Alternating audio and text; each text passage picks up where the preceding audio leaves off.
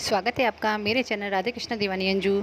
Bell icon को press करके subscribe करें मेरे चैनल को। राधे राधे फ्रेंड्स, स्वागत है आपका मेरे चैनल राधे कृष्णा दीवानी अंजू में। आज हम बात करेंगे विष्णु जी के प्रिय व्रतों के बारे में। जी हाँ, वीरवार के व्रत विष्णु जी को बहुत प्रिय हैं। इसके बारे में हम आज जानकारी देंगे आपको, और इसके साथ साथ ही लक्ष्मी जी के प्रिय व्रतों के बारे में, जो कि शुक्रवार के दिन होता है। तो एंड तक बने रहिए मेरी वीडियो के साथ।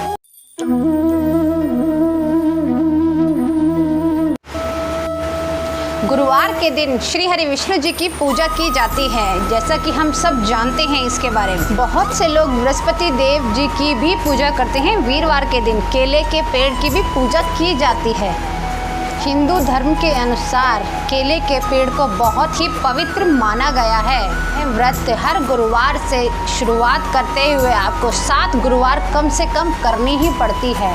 बहुत से लोग अपनी इच्छा अनुसार और भी आगे व्रत बढ़ा देते हैं, वो अपनी इच्छा अनुसार है। वो आप 7 रखना चाहे, 11 रखना चाहे। बहुत से लोग तो साल साल भर तक रखते हैं। ये आपकी इच्छा अनुसार है। जो व्यक्ति ये व्रत रखना शुरुआत कर रहे हैं, उन्हें सबसे पहले प्रातःकाल उठकर स्नान आदि कर श्री हरि विष्णु जी का ध्यान करके व्रत का संकल्प लेना चाहिए। अगर आपको बृहस्पति देव की पूजा करनी है तो आपको उनका ध्यान करके व्रत का संकल्प लेना, और इसी के साथ फल फूल इत्यादि लेकर के विष्णु जी की पूजा और बृहस्पति देव जी की पूजा करनी चाहिए। पीले वस्त्र भी उनको अर्पित करने चाहिए और आपको खुद भी धारण करने चाहिए।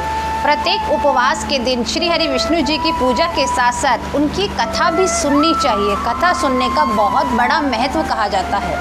इस दिन जो व्रत रखता है उसको भी पीले वस्त्र धारण करने चाहिए। साथ ही इसके अंदर पंचामृत का सबसे बड़ा महत्व कहा जाता है कि पंचामृत उनको भोग लगाना चाहिए। इसमें केले का प्रसाद उनको चढ़ाना बहुत ही ज़्यादा शुभ माना जाता है, और कहा जाता है इस दिन आपको केला तो नहीं खाना चाहिए, आपको जितना हो सके उसका दान करना चाहिए। आप दान करते हैं तो वो बहुत ही शुभ माना जाता है। इसमें सबसे ज़्यादा सर्वोत्तम माना जाता है चने की दाल का प्रयोग करना। जी हाँ, चने की दाल आप ग्रहण करते हैं तो सबसे ज़्यादा उत्तम होता है। अगर आप बृहस्पति देव का व्रत कर रहे हैं, उनकी पूजा कर रहे हैं, तो उनकी व्रत और कथा शाम के समय सुननी चाहिए। कथा सुनने के पश्चात ही आपको भोजन करना चाहिए, वो भी बिना नमक का। इस व्रत की मान्यता है कि इसको विधि उपवास व इसकी कथा सुनने और पढ़ने मात्र से ही आपके जो गुरुओं की दशा होती है, जो भी ग्रह आपके ऊपर क्रोधित होते हैं, तो वो सब शांत हो जाते हैं। इसके साथ ही गुरु ग्रह से संबंधित कोई भी दोष होते हैं तो वो भी दूर हो जाते हैं।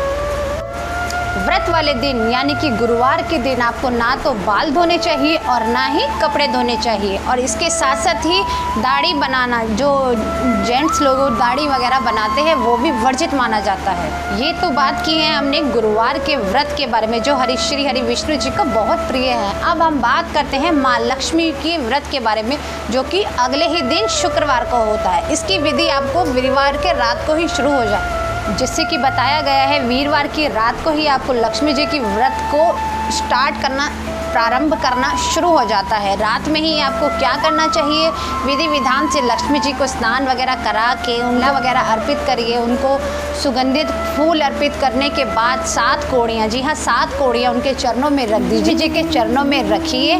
पूजा के पश्चात यानी कि शुक्रवार की रात को इसको आप किसी भी अपने घर के कोने में, या तो कहीं कोने में आप रख दीजिए। अगर ऐसा नहीं हो सकता, कहीं गाड़ने की अगर आपके पास व्यवस्था है, कोई जगह ऐसी है, तो आप इसको गड्ढे में गाड़ दीजिए। इस प्रयोग से अगर आप ऐसा करते हैं तो इस प्रयोग से शीघ्र ही, बहुत ही जल्द ही आपकी जो आर्थिक तंगी हो रखी होगी तो वो भी बहुत जल्दी सुधार आने लगेगी। माँ लक्ष्मी की कृपा भी आप पर भरपूर बनी रहेगी। महालक्ष्मी के व्रत के दिन श्री यंत्र की भी विधि विधान से पूजा करके स्थापना करनी चाहिए। यह यंत्र धन वृद्धि के उपयोग में भी बहुत ही सिद्ध माना गया है। लक्ष्मी जी की पूजा के साथ साथ श्री यंत्र जी की भी पूजा और उनकी स्थापना बहुत ही ज़्यादा मान्य रखती है। इसके साथ साथ कुछ खुले रुपए भी लक्ष्मी जी के चरणों में अर्पित करने चाहिए। साथ ही 5 कोड़ियाँ भी उनके चरणों में अर्पित करनी चाहिए। पूजा के बाद ये कोड़ी और चांद, जो आपने सिक्के रखे हैं, खुले सिक्के 1 रुपये 2 रुपये जितने भी आपके पास सिक्के रखे होते हैं, वो सब उनको अर्पित करने के बाद आपको अपनी तिजोरी में पूजा के पश्चात रखनी चाहिए। इस उपाय को करने से घर में आपके बरकत बनी रहती है। महालक्ष्मी के व्रत वाले दिन आपको स्नान आदि से निपट कर सुबह जल्दी उठकर आपको अपने घर के आसपास कोई भी लक्ष्मी जी का मंदिर होता है तो आपको लक्ष्मी जी के मंदिर जाना चाहिए, उनको कमल अर्पित करने चाहिए। कमल का फूल अर्पित करने के बाद आपको सफ़ेद रंग की मिठाई माता को भोग लगानी चाहिए। जी हाँ, सफ़ेद रंग की मिठाई माँ को बहुत प्रिय है। और साथ ही इसके साथ ही आपको माता से प्रार्थना करनी चाहिए कि माता धन से संबंधित मेरे घर में जो भी परेशानियाँ हैं उसका निवारण करिए। तो आप यकीन मानिएगा आपको ये सब कुछ सफलता आपको जल्द से जल्द मिलेगी। जी हाँ, माँ लक्ष्मी आपकी सभी की मनोकामना पूर्ण ज़रूर करेंगी।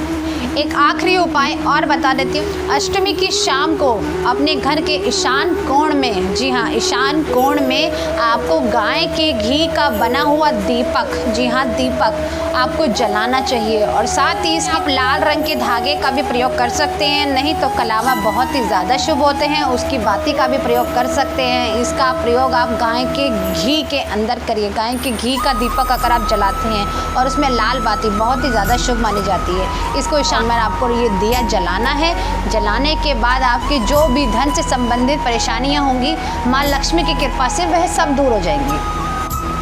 लाल बाती बनाने के साथ साथ आपको दिए के अंदर थोड़ी सी केसर डाल देनी चाहिए। जी हाँ, केसर बहुत ही शुभ मानी जाती है। केसर डालने के पश्चात आप वो दिया जलाइए और माँ रखिए। ऐसी प्रार्थना करने के साथ साथ आप उनसे कहिए कि माँ लक्ष्मी मेरे घर में आप सदैव वास करना।